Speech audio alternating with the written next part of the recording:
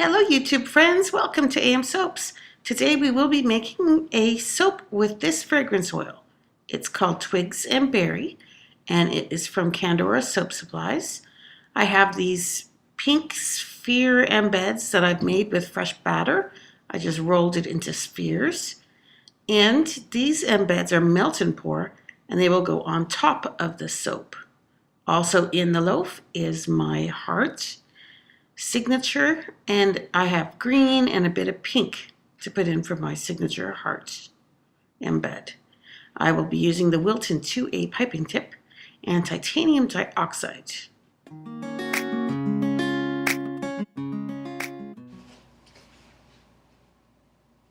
Hi YouTube friends, welcome back to AM Soaps. This is Megan Tilley, and today I'm going to make a soap that I'm calling Spiced Berry. The fragrance is Twigs and Berries. I didn't like the name of that for a soap. And then I looked for inspiration. First, let's talk about safety. We're going to put on our safety gloves. These are nitrile because I'm allergic to latex. Safety glasses. There we go. And I'm going to check temperatures. 72 Fahrenheit on my lye water and 84 Fahrenheit on my oils. So this is my oil blend that I call suds. It's all vegetable oils. And this is lye dissolved in distilled water to the amount that Soap Calc told me would work perfect with my recipe. So back to my inspiration. I often do a search on Google for two reasons. I'm looking for inspiration and I'm also making sure that I don't make a soap that's too similar to someone else's by, coincidence. So I have an idea in my head and I'll see, who else, what are other people's spiced berry soaps looking like, because your soap choices are infinite and they're searching for inspiration and double checking that my idea isn't too similar to someone else's. I found a lot of desserts, spiced berry desserts. So mine is kind of a dessert themed soap and it's going to be really quite simple. It's all titanium dioxide with pink polka dots in it, and then whipped topping with the 2A tip and berry embeds. Because it's going to be only one color, and this is titanium dioxide for oil, I'm going to just add this to the oils now before I add the lye. And the reason I'm doing that is I can really stick blend it and blend it really good right now, without worrying about thickening up the batter while I do that.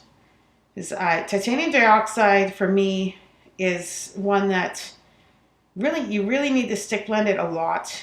And my recipe suds, it gets to trace and thickens up quickly. So I don't like using titanium dioxide a lot. But if my whole batter is going to be that one color, let's add it to the oil right now. So I'm going to add 2 teaspoons of titanium dioxide and blend this up.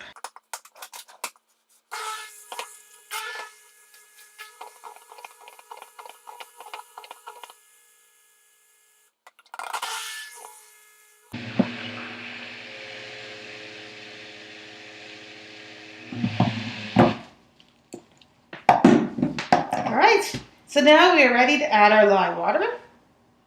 Very carefully to the oils. Never add oils to the lye water. You add the lye water to the oils.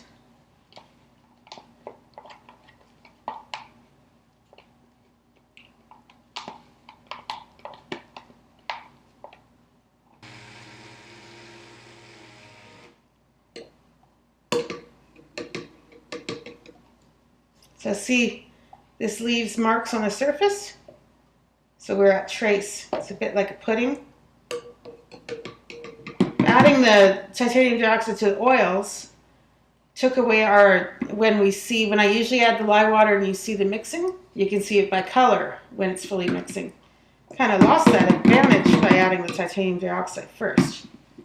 So now, because I can add freely all of this, because it says 34%, I'm going to add this 60 ml to my 4-pound loaf here.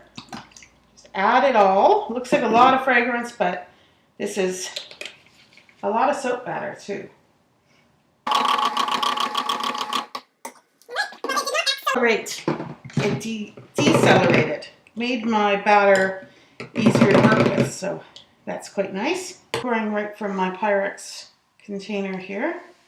I'm going to pour in one layer, and then I want the balls to increase in amount as you go up the bar. So kind of like bubbles rising. There's more bubbles at the top of the bar, if you think of the pink spheres as being a bubble. So I want that bottom layer in first. Oh, it smells really nice. I like Twigs and Berries. I ordered it because of the description. It could be a Christmas themed soap, but I'm making it a bit too late for that. Today is November 11th. So it is called Remembrance Day in Canada and Veterans Day in the United States. It's a long weekend for where I live. I've actually been spending my day so far watching war movies on YouTube, and I'm working on my wooden dolls, painting dolls. So I'd like a few to drop to the bottom. The way to do that is just kind of throw it so they fall farther. And I want some at this layer.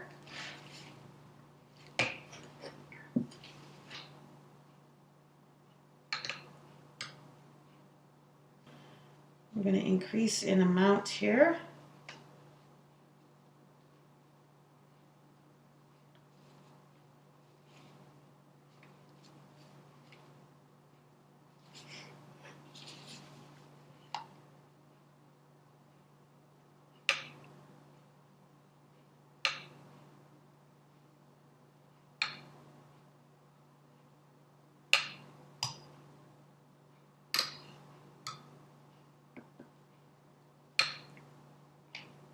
I'm going to give this a little pound against the counter to get out bubbles, air pockets. I want to be careful doing that because I don't want them all to just I'm going to take the rest of these, just pour them right in, stir it up, and pour in the mold. So I hope I will achieve what I wanted. We'll see when we cut it tomorrow. No matter what, it'll be a pretty and interesting soap.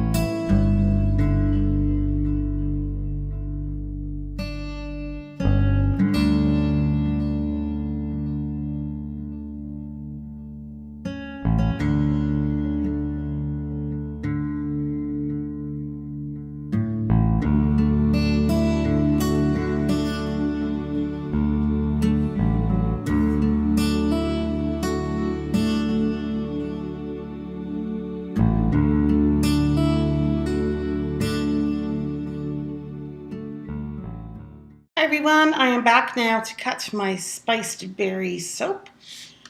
Similar, it smells good. Similar to cranberries, just a touch more berry.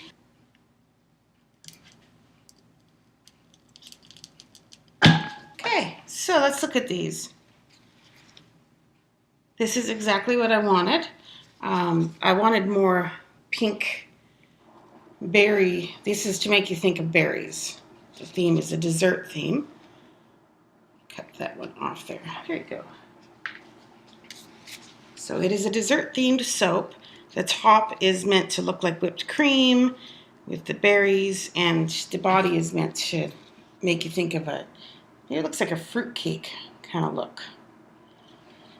And I made these balls with fresh soap.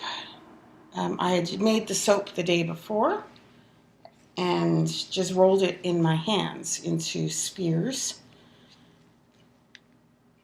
Threw them in, and we're lucky if it cuts through one and makes a polka dot. All different shapes and sizes of polka dots in here. And the green heart is a contrast to the pink and white. So in all, I ended up with 2, 3, 4, 5, 6, 7, 8, 9 bars. And I've got an extra one. This is the extra piece for customers to smell. I started making them just a small slice on my craft table. I used to have a full-size bar, and that's taking up too much space. So just a small slice. And I have an extra piece. Maybe I'll cut this up as some samples to give away. So I hope that you enjoyed watching me make my spiced berry soap. Have a good day, good rest of the day, good week, and take care of yourself and those around you. And we'll see you in the next video. Bye, everybody.